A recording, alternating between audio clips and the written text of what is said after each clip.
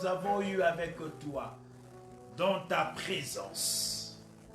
Sois béni, sois loué dans le nom de Jésus. Nous avons ainsi prié. Et le peuple de Dieu dit Amen. Amen, amen, amen.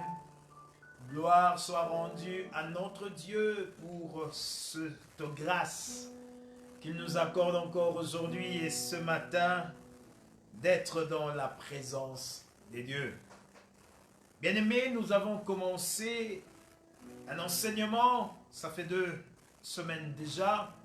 Nous sommes en train de parler sur les béatitudes.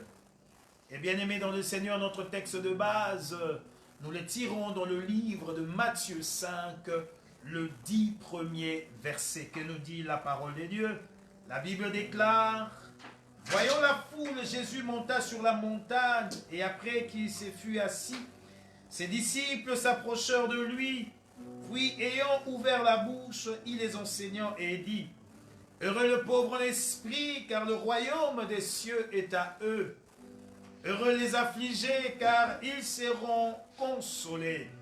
Heureux les humbles ou encore les débonneurs de cœur, car ils hériteront la terre. Heureux ceux qui ont faim et soif de la justice, car ils seront rassasiés. Heureux les miséricordieux, car ils obtiendront miséricorde. Heureux ceux qui ont le cœur pur, car ils verront Dieu. Heureux ceux qui procurent la paix, car ils seront appelés fils de Dieu. Heureux ceux qui sont persécutés pour la justice, car le royaume des cieux est à eux. Et après, heureux serez-vous lorsqu'on vous outragera, qu'on vous persécutera et qu'on dira faussement de vous toutes sortes de mal à cause de la parole qui est Jésus. J'ai rajouté juste le verset 11. Bien-aimés dans le Seigneur, nous avons commencé ce partage, cet enseignement où nous sommes en train de parler des béatitudes. Les dimanches derniers, nous avons parlé d'un point lorsque le Seigneur parle des heureux. Nous avions dit, bien-aimés, lorsque Jésus nous parle des heureux, c'est un appel au bonheur. Et les dimanches derniers, nous avons parlé d'un tout premier point sur le béatitude, quand la parole de Dieu nous dit des pauvres en esprit, en disant que le pauvre en esprit hériteront le royaume des dieux. Bien-aimés, nous avions dit que la parole de Dieu, le sermon sur la montagne, le chapitre 5, 6 et 7 du livre de Matthieu, est semblable à une constitution qu'un royaume ou un pays possède. Et nous avions dit que cela aussi est une constitution de notre royaume des dieux. Et nous avions dit de même, bien-aimés, que la constitution belge n'est pas soumise aux Français ni aux Allemands. Et cela est soumis aux Belges. Ce sont les Belges qui doivent respecter la Constitution, dont la Constitution a de droits ainsi que des devoirs de Belges. Bien-aimés dans le Seigneur, nous avions partagé autour de pauvres en esprit et nous avions dit un pauvre est celui qui dépend de l'autre.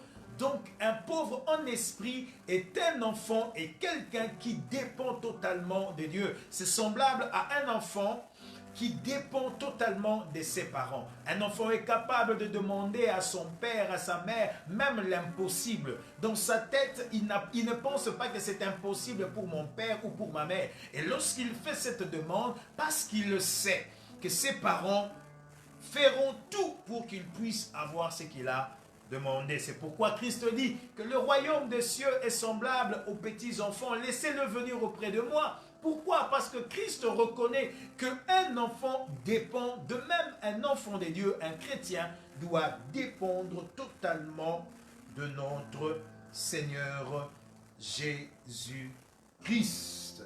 Et nous avions dit que l'inverse de la pauvreté en esprit n'est pas la richesse de l'esprit, mais c'est de l'orgueil spirituel, l'orgueil de l'esprit. Et nous trouvons beaucoup de gens sont des orgueilleux, comme ces pharisiens qui pointaient de doigt le publicain en disant « Moi je jeûne, je prie 2 fois par semaine, je jeûne, je donne ma dîme, ainsi de suite. Je ne suis pas comme ces publicains-là, je ne suis pas comme ces ivrognes, je ne suis pas comme ces impudiques. Moi je suis quelqu'un de différent. » Et là, bien-aimé dans le Seigneur, le Christ nous dit dans cette parabole que le publicain était justifié que le pharisien. Ce n'est pas le fait de connaître la parole, ce n'est pas le fait d'avoir lu toute la Bible qui fait de toi un chrétien et qui fait de toi que tu puisses négliger les autres. Bien-aimé, c'est un peu ce que nous avions parlé le dimanche passé. Aujourd'hui, bien-aimé, nous continuons avec les béatitudes et nous parlerons de notre deuxième point de béatitude, les affligés. La parole de Dieu déclare « Heureux les affligés, car ils seront consolés. » Bien-aimés, ce matin, nous pouvons penser, nous pouvons dire qui est un affligé. Lorsque l'on parle de quelqu'un affligé, que le Seigneur lui-même est en train de parler, nous voulons réfléchir un peu sur celui qui est affligé pour que celui-là puisse être consolé. Bien-aimé, un affligé, c'est quelqu'un d'attristé, quelqu'un de désolé, quelqu'un qui reconnaît son péché et de la grâce qui lui est offerte. C'est ça un affligé. Un affligé, bien-aimé, c'est quelqu'un qui est attristé lorsqu'il offense son prochain. Il est prompt à s'excuser, prêt à demander pardon lorsqu'il le remarque, lorsqu'il constate qu'il a blessé son prochain. Frères et sœurs, la question que j'aimerais nous poser ce matin, sommes-nous vraiment des affligés? Sommes-nous des hommes et des femmes, des chrétiens qui avons mal lorsque nous attristons les autres? Sommes-nous affligés lorsque nous offensons notre prochain? Lorsqu'on blesse l'autre par des paroles, lorsque nous blessons l'autre par notre façon de faire, sommes-nous prompts à demander pardon? Sommes-nous de ceux-là qui ont mal lorsque les choses ne marchent pas? Lorsque l'on parle d'un affligé, un affligé c'est quelqu'un qui reconnaît son péché. Il reconnaît que son péché est un poids. Lorsque les hommes parlent de leur passé avec joie, bien-aimé, un affligé est celui qui le voit son passé avec tristesse. Bien-aimé, il y a des fois tu rencontres des hommes en train de parler de leurs aventures, de ce qu'ils ont fait dans le passé et qui sont dans la joie. Bien-aimé dans le Seigneur, un affligé, selon la parole de Dieu, lorsqu'il a un passé lourd, un passé noir, pourrais-je encore dire, cet homme s'attriste, il se dit pourquoi moi j'ai fait ça? Pourquoi est-ce que c'était ma vie? Pourquoi est-ce que je me comportais comme ça? Il est attristé. Bien-aimé dans le Seigneur, il est vrai que quelqu'un commence à se tourner vers Dieu. Lorsque quelqu'un se tourne vers Dieu, lorsque quelqu'un commence à donner sa vie à Jésus, à vivre pleinement avec le Seigneur, il va sentir la pauvreté de l'esprit et son affliction. Bien-aimé dans le Seigneur, oui, il sentira cela. Pourquoi? Parce qu'il s'est dit, je suis sauvé, Dieu m'a sauvé, je ne suis pas meilleur, j'étais un pécheur, mais je suis sauvé par grâce. Il verra que oui, c'est une grâce si aujourd'hui je suis sauvé. Il verra son péché. Il verra qu'il a mal conduit sa vie. C'est celui-là que le Seigneur dit, il sera consolé.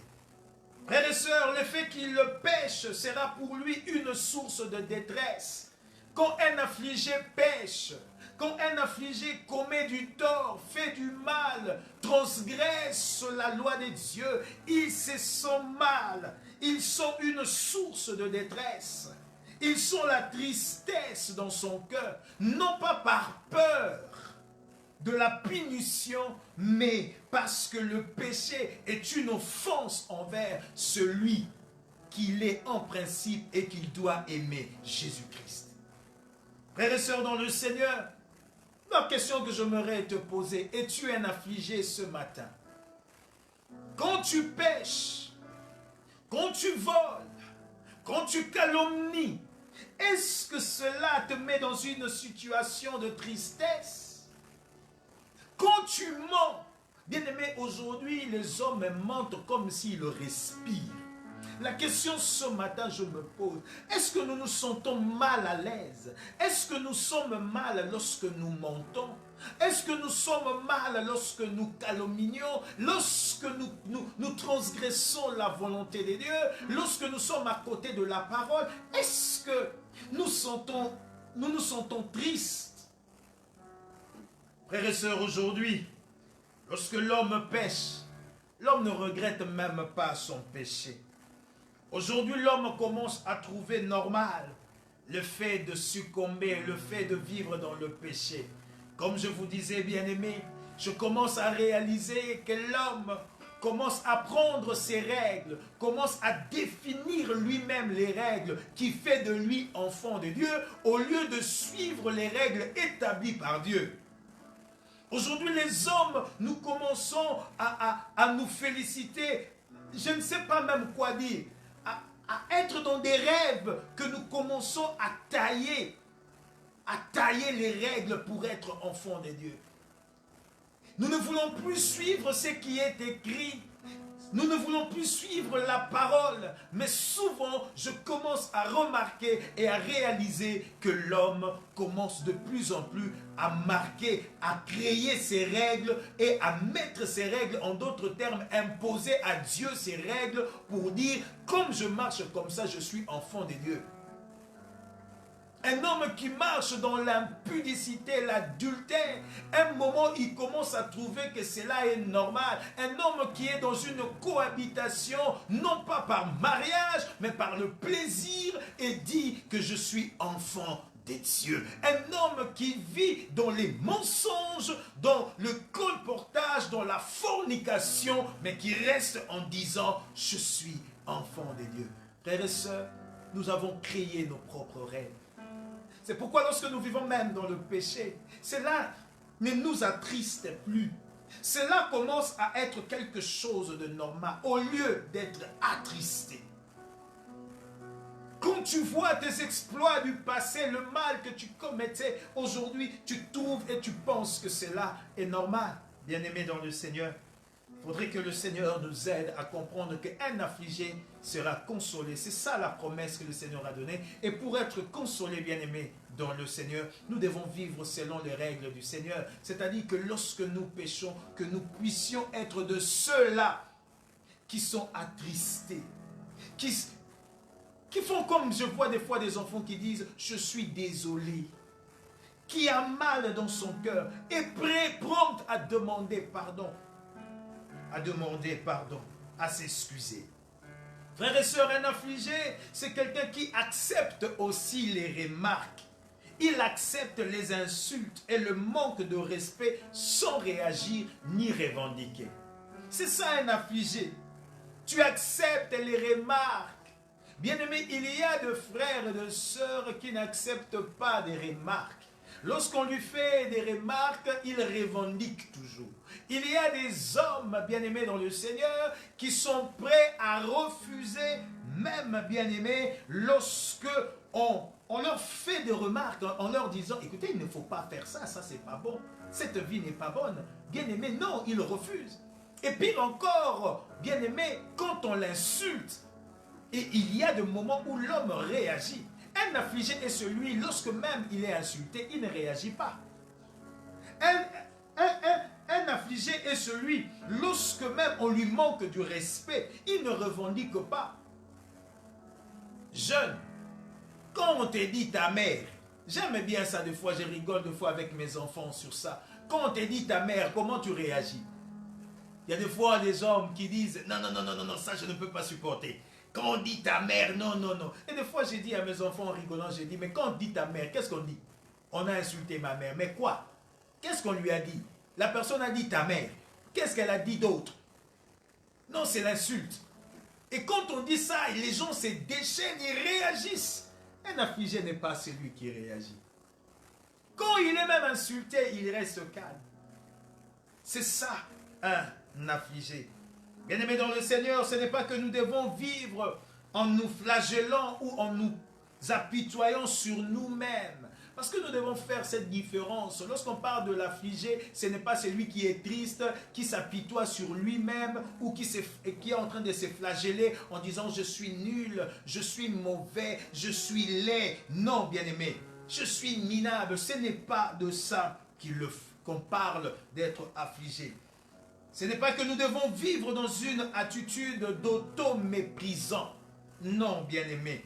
Ce n'est pas ça qui fait de nous que nous sommes dans l'affliction. Quand nous pouvons nous dire, je suis mauvais, je suis nul, je ne peux rien, je suis minable. Ce n'est pas ça l'affliction. Bien-aimé, l'affliction, lorsque nous sommes affligés, bien-aimé, cela nous pousse à aller vers Dieu. Ce n'est pas par rapport à la beauté, ce n'est pas par rapport à l'argent, ce n'est pas par rapport à échouer sur un domaine sur la terre, mais c'est lorsque l'homme se sent mal, lorsqu'il a péché, lorsqu'il vit mal et qu'il reconnaît, il est triste et qu'il va dans la présence des dieux. Bien-aimé, le poids de notre péché devait avoir un effet, et cet effet, c'est de nous conduire entre les mains de notre Seigneur. La question que j'aimerais nous poser ce matin, bien-aimé, est-ce que ça t'arrive de pleurer pour tes péchés? Est-ce que ça t'arrive de pleurer, d'être triste pour l'état de ton âme? Est-ce que ça t'arrive de rester en train de dire, Seigneur, ma vie ne t'honore pas, aide-moi? Frères et sœurs, l'homme est souvent affligé lorsqu'il lui manque de l'argent, il lui manque des biens, lorsqu'il lui manque des possessions, lorsqu'il lui manque un mari, lorsqu'il lui manque une femme, l'homme est affligé, il a besoin de consolation. Mais lorsqu'il marche d'une manière indigne, bien-aimé, l'homme n'est pas triste. Lorsqu'il prend le mari des autres, elle prend la femme, il prend la femme de l'autre, il n'est pas gêné. Il ne se gêne pas de ça. Là, il n'est pas triste. Mais il est triste lorsqu'il lui manque de l'argent. Frères et sœurs dans le Seigneur, lorsque le Seigneur parle de la consolation, c'est vraiment la consolation, frères et sœurs dans le Seigneur, par rapport à l'Éternel lorsque nous péchons. Pour les affligés bien-aimés, il y a une promesse, et la promesse, c'est la consolation des dieux. En tout autre terme pour dire, lorsque nous sommes affligés, lorsque nous avons mal, il y a la consolation qui nous est offerte par le Seigneur, c'est par le pardon du péché. La parole de Dieu déclare dans le livre de 1 Jean 1, le verset 9, « Si nous confessons nos péchés, il est fidèle et juste pour nous les pardonner et pour nous purifier de toute iniquité. » Bien-aimés, certains appellent ce verset le savon des dieux. Mais bien-aimés, j'ai toujours dit, lorsque nous pouvons appeler cela le savon des dieux qui nettoie, qui purifie, bien-aimés, je commence aussi à trouver que nous commençons à prendre à la légère la gravité du péché et la magnificence du pardon que Dieu nous offre. Frères et sœurs dans le Seigneur, je me retenir ce matin que les hommes parlent de tort, à tort et à travers à propos de la grâce. Aujourd'hui, les hommes parlent de la grâce comme si la grâce nous pousse à faire le mal, nous pousse à pécher, nous pousse à parler mal, à tuer. Bien aimé, la grâce de Dieu, ce n'est pas cela. Aujourd'hui, les gens parlent à tort et à travers concernant la faveur divine. C'est comme si l'homme est conscient même quand il pêche. Il se prépare pour aller pêcher, il se prépare pour faire le mal. Il dit, le Seigneur me fera grâce parce que nous sommes au temps de la grâce. Bien-aimés dans le Seigneur, ce n'est pas ça la grâce. La grâce que le Seigneur nous a offerte, ce n'est pas cela. Bien-aimé, celui qui a obtenu grâce, une faveur imméritée comme on dit, ne peut pas dire que je suis en train d'aller pécher. Bien-aimé, aujourd'hui, nous sommes nous-mêmes de ceux qui vont expressément pécher sous prétexte du temps de la grâce. Tu vas dans un endroit où tu sais que tu es en train d'aller faire le mal, mais tu te lèves, au moins tu pars quand même en disant Dieu va être avec moi. Et tu te prépares même à tomber, tu te prépares même au mal, mais tu dis nous sommes au temps de la grâce. Bien-aimé, ce n'est pas ça la grâce. Frères et sœurs, la grâce est une chose. La justice aussi en est une. Oui, toi qui parles de la grâce, mais sache-le aussi que Dieu est juste. Chacun de nous payera par rapport à tout ce qu'il fait.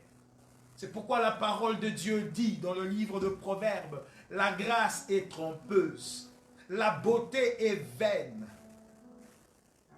La grâce, bien-aimée, est trompeuse. Vous pouvez voir ça dans Proverbe 31, le verset 30. Il est écrit, la grâce est trompeuse et la beauté est vaine. La femme qui craint l'Éternel est celle qui sera louée. En d'autres termes, l'homme ou la femme qui craint l'Éternel, qui marche dans ses voies, c'est celui qui sera enlevé. Bien-aimé, j'aimerais t'étonner ce matin. La grâce ne t'enlèvera pas.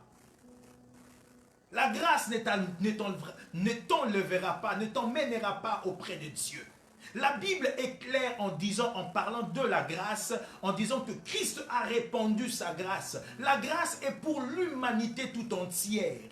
Dieu s'est sacrifié lui-même pour sauver l'humanité. Nous qui étions éloignés, égarés, c'est ça la grâce que le Seigneur nous a accordée. Nous étions tous condamnés. La justice de Dieu nous avait condamnés. La parole de Dieu déclare, tous ont péché, sont privés de la gloire de Dieu. Nous étions privés de la présence de Dieu. C'est alors que la grâce est venue par Jésus-Christ pour que nous puissions être considérés de saints devant Dieu. Nous sommes des pécheurs, mais cette grâce, par le sang de Christ, représente un voile devant le Seigneur qui nous considère de saints. C'est ça la grâce. Mais cette grâce ne nous dit pas aller pécher. Cette grâce ne nous dit pas que comme nous sommes au temps de la grâce, faisons tout ce que nous voulons. Non, bien-aimés dans le Seigneur. La grâce nous a rencontrés. La grâce a fait de nous que nous avons accepté Christ comme son Seigneur et Sauveur. Voilà la grâce. Mais ce qui nous emmènera au ciel, c'est notre marche de tous les jours. La parole de Dieu déclare, sans la sanctification, nul ne verra le Seigneur. Alors ce qui t'emmènera au ciel, c'est la sanctification. Quand tu te sanctifies, quand tu marches selon la voie de Dieu, quand tu marches dans la volonté du Seigneur, c'est alors que tu seras sauvé. Dites-moi maintenant, tu vis dans l'impureté, nous vivons dans tout ce qu'on dit et tu te dis, j'irai au ciel. Bien-aimé, ce n'est pas facile que ça, s'il vous plaît. La grâce est là, mais faisons attention. C'est pourquoi j'insiste ce matin, la grâce, bien-aimé, nous a été offerte par Jésus. Mais ne faisons pas de cette grâce une manière de vivre dans l'impureté. Ne faisons pas de cette grâce une manière de faire n'importe quoi. Mais vivons, accrochons-nous avec le Seigneur. Et d'ailleurs, c'est ça la grâce. Que j'étais nul, j'étais privé de la gloire de Dieu. Christ m'a fait grâce. C'est pourquoi je veux m'accrocher à lui. C'est ça la grâce. Je suis un pécheur sauvé par grâce. Et parce que j'étais pécheur et que je le suis même, la grâce s'est présentée dans ma vie, je m'accroche à Dieu. Bien-aimé, c'est ça la grâce. Que le Seigneur vous bénisse. Le troisième point, bien-aimé, de ce que le Seigneur parle des heureux, il parle des débonneurs, le gens de bon cœur. La parole de Dieu déclare, heureux les débonneurs, car ils hériteront la terre. Bien-aimés, nous voulons réfléchir ce matin, quand on dit un débonneur, qu'est-ce que cela veut dire? Est-ce que être un débonneur veut dire avoir la facilité de vivre, c'est avoir de bonne volonté, ou c'est être gentil ou faible? Bien-aimés dans le Seigneur, ce mot devient facilement quelque chose de négatif lorsqu'on parle de gens de bon cœur, lorsqu'on parle des débonneurs. Quand il s'agit d'un chrétien débonneur, la question que je me pose ce matin, est-ce qu'un chrétien débonneur est celui qui doit toujours dire oui? Est-ce qu'un chrétien débonneur est celui, s'il dit non, cela est vu par rapport à d'autres qu'il a trop d'assurance et c'est négatif? Est-ce qu'être un débonneur veut dire que nous devons être moins considérés que les autres? Quand on parle des débonneurs, est-ce que nous devons tout faire, donner tout à tout le monde? Est-ce que nous devons accepter tout le monde? C'est pour me dire quelqu'un de bon cœur, tu es une femme, le premier venu qui vient te dire qu'il veut t'épouser, donc comme tu es quelqu'un de bon cœur, est-ce qu'il faut l'accepter? Parce que si tu dis non, on dirait que voilà, ce n'est pas un homme ou une femme de bon cœur. Bien-aimé, cela ne veut pas dire cela. Un débonneur ne veut pas dire être faible, mais plutôt un débonneur, c'est quelqu'un qui a une force maîtrisée. C'est le contrôle de soi et une bonne compréhension de ce qu'on est. Ce n'est pas être prêt à ce que l'on puisse te marcher sur la tête. Ce n'est pas ça. Que tu te laisses marcher sur la tête et on dit, oui, c'est quelqu'un de bon cœur. Non, non, non, non, non, bien aimé, ce n'est pas ça. Un débonneur, c'est quelqu'un qui est prêt à tout faire pour accomplir la volonté de Dieu dans sa vie. À s'incliner face à la volonté de Dieu, sans revendiquer quoi que ce soit. Cela face même à la relation avec les autres. C'est de ça qu'on parle, un débonneur, un homme de bon cœur. Un débonneur ou encore un homme de bon cœur cherche toujours la paix dans la société, dans son entourage. Un débonneur, c'est quelqu'un qui n'est pas conflictuel. Ce n'est pas quelqu'un des conflits. Un homme qui a un bon cœur cherche toujours la solution, cherche toujours cette atmosphère de paix, cette atmosphère de joie. Frères et sœurs, si nous connaissons notre pauvreté en esprit, et si nous sommes affligés, si nous avons une bonne compréhension de notre faute, de notre péché, nous serons plus doux avec les autres personnes. Vous savez pourquoi? Parce que celui qui a connu le Seigneur, qui est pauvre en esprit, qui est affligé parce qu'il sait que c'est un homme qui peut commettre des erreurs, bien aimé, lorsqu'il est bon, il n'est pas bon pour juger les autres, mais il est bon pour compatir, pour comprendre, pour ne pas juger les autres. Bien aimé, un de bonheur ne veut pas dire permettre tout et n'importe quoi. Non, ce n'est pas ça un débonneur. Un débonneur, bien aimé, un homme de bon cœur est celui qui sait oser nommer le péché. Quand quelqu'un est avec lui, même si tu es bon, bien aimé, tu dois savoir et tu dois parler. Dire à ton bien-aimé, à ton frère, à ta soeur, que ce que tu fais est mal. Dénoncer le mal, dénoncer le péché, le citer par son nom. Vous savez, bien aimé, de fois, nous faisons des semblants. Vous savez, du reste, la gentillesse n'est même pas une partie du fruit de l'esprit. La gentillesse ne fait pas partie du fruit de l'esprit, bien-aimé. Non. Ce qui fait partie du fruit de l'esprit, c'est la maîtrise, la douceur. La douceur ne m'interdit pas de dire à quelqu'un les choses comme telles. C'est-à-dire que mon frère, s'il marche mal, il est dans l'impudicité, je dois lui dire, frère, tu es dans l'impudicité, ce que tu fais est mal. Non pas le juger, mais nous devons condamner le péché et lui tendre la main pour lui dire, lève-toi et poursuis la marche. Être débonneur ou un homme de bon cœur, c'est répondre avec tendresse, avec amour quelqu'un qui est dans le péché. C'est de ne laisser personne continuer dans son péché, mais c'est là sans le juger. Bien aimé, vous savez, le plus grand problème que nous avons, nous jugeons beaucoup. Nous jugeons beaucoup. Des fois, ça m'attriste. C'est pourquoi j'aime toujours dire, bien aimé, je ne supporte pas lorsque nous employons souvent le mot païen. Bien aimé, ceux dont nous pouvons traiter de païens, nous étions comme eux. Nous sommes d'ailleurs. Parce que la Bible nous dit, nous avons été sauvés par grâce. Le chrétien, c'est un pécheur sauvé par grâce. Et comme nous avons été sauvés par grâce, ça nous arrive aussi de broncher. C'est pourquoi nous devons non pas condamner les autres, mais le supporter, les aider. Parce que nous aussi, nous demandons pardon à Dieu. Alors pourquoi les hommes, nous sommes plus en train de juger les autres? Bien-aimé, selon un commentateur, il dit que les hommes de bon cœur ou les débonneurs sont ceux qui ne sont pas facilement provoqués par la colère. Oui, ça j'ai beaucoup aimé quand j'ai lu ça. Un débonneur n'est pas celui qui est facilement provoqué par la colère. Bien-aimé, quand toi, on parle à un fils que quelque chose, tu t'irrites directement, tu dois travailler sur toi. Un débonneur, bien-aimé, c'est celui qui supporte avec patience le tort et les affronts. Quand on vient t'affronter en face, comment tu réagis?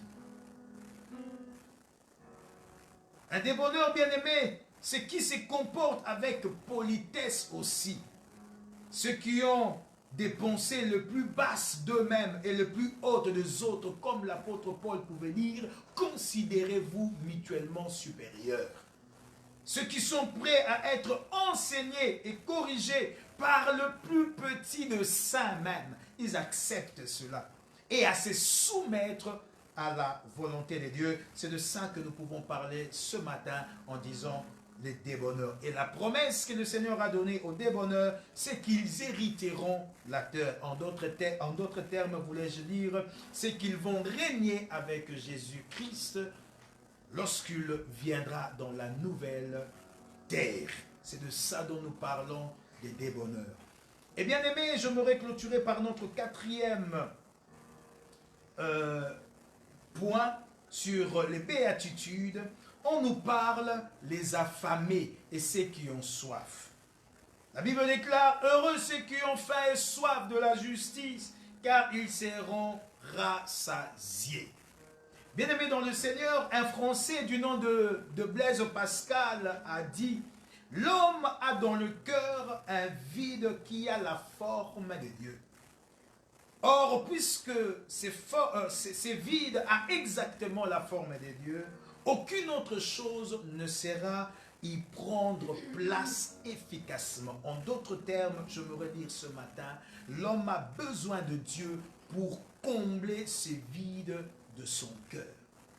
Si cet homme a dit que l'homme a un vide et que ce vide a la forme de Dieu, bien-aimés dans le Seigneur, il est important ce matin, chrétiens que nous sommes, que nous puissions avoir soif et faim de Dieu, afin que s'accomplisse cette promesse d'être rassasié.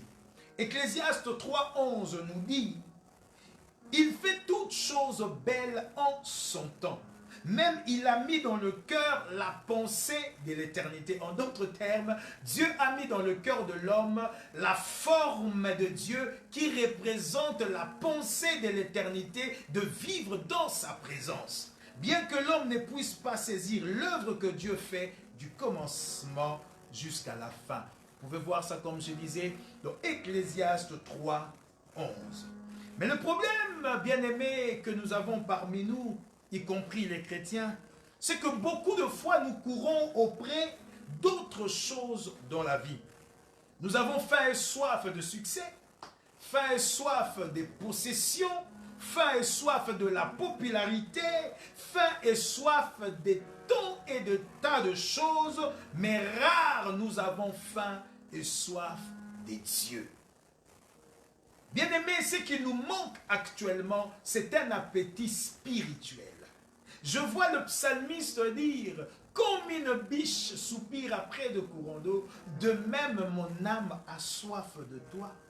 Dans beaucoup de domaines dans la vie, bien-aimés, nous sommes gâtés, nous faisons des choses pour réussir, nous avons soif de toutes ces choses, mais rares de fois, nous avons soif du Seigneur, nous désirons plus, alors que même nous pouvons réussir dans la vie, nous cherchons encore plus.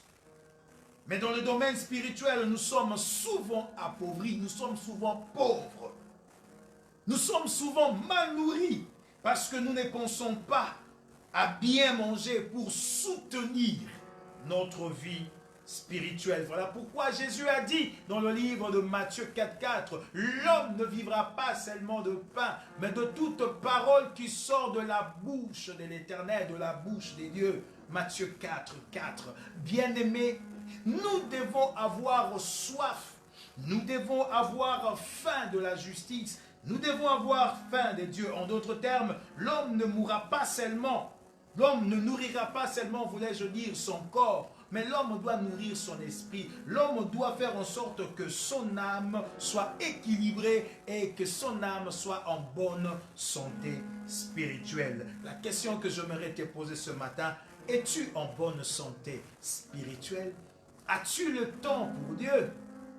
Frères et sœurs dans le Seigneur, nous connaissons tous les programmes de la télé, les programmes de Telemundo. Nous les connaissons, toutes les séries. Nous connaissons, mais nous sommes incapables de connaître, même ne fût-ce que le nombre de livres qui se trouvent dans la parole de Dieu. Tu peux me dire, de là où tu es, la Bible a combien de livres? Merci si tu m'as répondu le nombre exact. Dis-moi maintenant, dans l'Ancien Testament, il y a combien de livres? Et dans le Nouveau, il y en a combien? Est-ce que tu peux me dire, merci si tu as bien répondu, tu peux me dire quel est le verset le plus court de la Bible? Mais si je te pose la question, quel est l'épisode 382 de Naruto Shippuden? Tu vas répondre. Et tu vas expliquer. Si je te pose la question ce matin, est-ce que tu peux me dire dans le série tel, qu'est-ce qui s'est passé? Tu as la capacité de répondre. Et voire même, il y a plusieurs personnes, sachant qu'il y a le feu de l'amour, à 12h ou à 13h, ils sont là, à la maison en train de suivre. Des fois, ils enregistrent le programme pour le suivre le soir, mais incapables de prendre la parole de Dieu et de lire, de méditer, de connaître Dieu. Bien-aimés, nous devons avoir faim et soif de la parole de Dieu. Jésus nous dit que dans le royaume de Dieu, les citoyens doivent avoir un appétit pour la justice. C'est pourquoi la parole de Dieu déclare dans le livre de Matthieu 6, le verset 31, il dit: cherchez premièrement le royaume et la justice de Dieu. Bien-aimés dans le Seigneur, nous devons chercher le royaume et la justice de Dieu. Et ce matin, la question à poser, c'est quoi cette justice de Dieu? Nous devons avoir faim et soif de la justice. Nous devons, bien-aimés, chercher à avoir l'appétit, à avoir vraiment le temps de désirer, que ce soit un désir ardent de la justice. En d'autres termes, dévorons même cette soif de la justice. Mes frères et sœurs, souvent, nous n'avons pas cela. Comme je disais, quelle est la justice dont le Seigneur parle? Qui est injuste selon la parole de Dieu? Bien-aimés, si nous voulons d'abord définir le juste selon le dictionnaire définit le juste comme un homme qui est équitable, qui se conforme à la justice et qui suit les règles. Et selon la parole de Dieu, le juste ou la justice, c'est celui qui suit les règles établies par Dieu. Et quelles sont ces règles que Dieu a établies? Ce que Dieu a établi, c'est sa parole.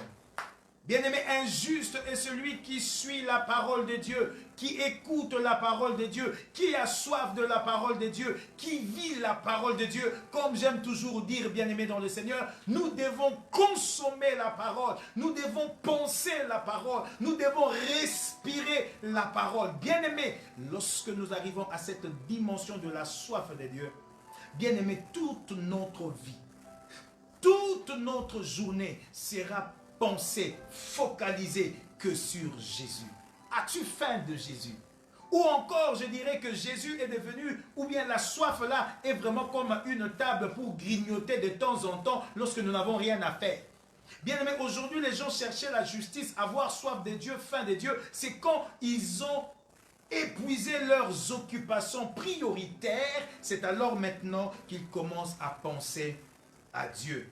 Bien-aimés, ce n'est pas de ça que le Seigneur nous parle. Nous voulons, bien-aimés, ce matin avoir faim et soif de la parole. Et lorsque nous aurons faim et soif de la parole, nous ferons comme l'apôtre Paul a dit.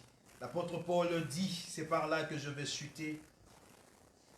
Et même je regarde toutes choses comme une perte à cause de l'excellence de la connaissance de Jésus-Christ mon Seigneur, pour lequel j'ai rencontré à tout, j'ai renoncé, voulais-je dire, à tout, et je les regarde comme de la boue, afin de gagner Christ et d'être trouvé en lui. Non avec ma justice, celle qui vient de la loi, mais avec celle qui s'obtient par la foi en Christ. La justice que qui vient de Dieu par la foi. Philippiens 3, le verset 8 à 9. Bien-aimés dans le Seigneur, c'est par là que j'aimerais atterrir ce matin en disant, lorsque nous pouvons lire et comprendre les points que le Seigneur nous a donnés, c'est ce qui fera de nous des enfants de Dieu. C'est ce qui fera de nous que ces promesses que le Seigneur nous parle au bonheur, qui nous appelle au bonheur, nous allons les vivre. Bien-aimés dans le Seigneur, nous devons être de ceux qui sont affligés. Nous devons être de ceux qui ont un bon cœur, ou en d'autres termes, les débonnaires. Nous devons être de ceux qui ont faim et soif de la justice. Que le Seigneur vous bénisse. Élevons nos voix et prions. Bien-aimé, tu te connais mieux que moi. Est-ce que tu es affligé quand tu pêches? Est-ce que tu as soif de l'Éternel de tout ton cœur? Est-ce que vraiment tu es un homme de bon cœur? Quand on parle de mal de toi, comment réagis-tu? Élève ta voix, prie le Seigneur. Bien-aimé, si tu sens que c'est vrai qu'il y a des choses que tu dois réparer, répare avec le Seigneur. Père Saint, nous venons à toi, nous te demandons pardon. Nous te voulons, Père éternel, que tu nous aides à comprendre, éternel Dieu, et à vivre vraiment selon ta parole. Nous te prions, Père Saint, s'il te plaît. Nous voulons que lorsque nous pouvons commettre du mal, lorsque nous pouvons pécher, même vis-à-vis de nos frères et sœurs, que nous puissions au fond de nous repentir. Nous voulons aussi, Seigneur Dieu de grâce, s'il te plaît, que nous puissions être des gens de bon cœur, non pas seulement à réagir selon nous, mais à laisser le Christ prendre la place. Oui, Père, nous voulons être de ceux-là qui veulent et qui ont besoin de toi, qui ont faim et soif de toi. Non pas soif seulement du bien, de possession de ce monde, mais faim et soif de la justice. Car si nous avons faim et soif de la justice, nous serons rassasiés. C'est pourquoi la parole de Dieu déclare dans le livre de Matthieu 6, « Cherchez premièrement le royaume et la justice de Dieu. Le reste, il vous sera donné par-dessus tout. » Seigneur, nous croyons que tu le fais et tu le feras. Et parce que tu l'as toujours fait, car la parole de Dieu déclare, « En aucun jour tu n'as abandonné un juste, ni sa postérité mendiant du pain. » Mais nous voulons d'abord chercher le royaume et sa justice, avoir faim et soif de toi. Merci pour ce que tu as accompli. Que ton nom soit béni, que ton nom soit loué. Dans le nom de Jésus-Christ, nous avons ainsi prié. Et ensemble, nous disons Amen, Amen et Amen. Amen, bien-aimés dans le Seigneur. Que le Seigneur soit béni. J'aimerais juste nous dire que cette semaine, nous commençons notre retraite. Nous commençons cela le 1er avril au 3 avril. Bien-aimés, le thème que nous allons aborder pendant notre temps de prière, c'est que nous devons récupérer tout ce que nous avons perdu. Tu as peut-être perdu la joie, tu as peut-être perdu la paix, peut-être que tu as perdu, bien-aimé, de l'argent, je ne sais pas. Tu as peut-être perdu une dimension spirituelle. Je crois de tout mon cœur que nous pouvons les récupérer. Si vous lisez la parole de Dieu dans le livre de 1 Samuel 30, la parole de Dieu nous montre comment David avait récupéré tout ce qu'il avait perdu. Il a consulté l'Éternel et il a récupéré ces choses. Nous voulons récupérer, bien-aimé, la santé que tu as perdue, la joie de vivre que tu as perdue. Vous savez, frères et sœurs, il y a des choses dans nos vies qui ne sont pas indispensables. Il y a aussi d'autres choses qui sont indispensables. Comme la paix, la joie, la bonne santé, c'est indispensable. La vie spirituelle stable est indispensable. Nous voulons que le Seigneur nous aide à récupérer cela. C'est pourquoi, bien-aimés, nous serons en jeûne et prière. Oui, le 1er, le 2, le 3, nous allons chercher la face des dieux. Nous allons prier et nous allons nous rencontrer via Google Meet de 18h à 19h pour prier ensemble. Que l'Éternel vous bénisse. Que l'Éternel vous garde dans son amour. Peuple de Dieu, soyez bénis et bon dimanche. Que l'Éternel vous bénisse. Spirit,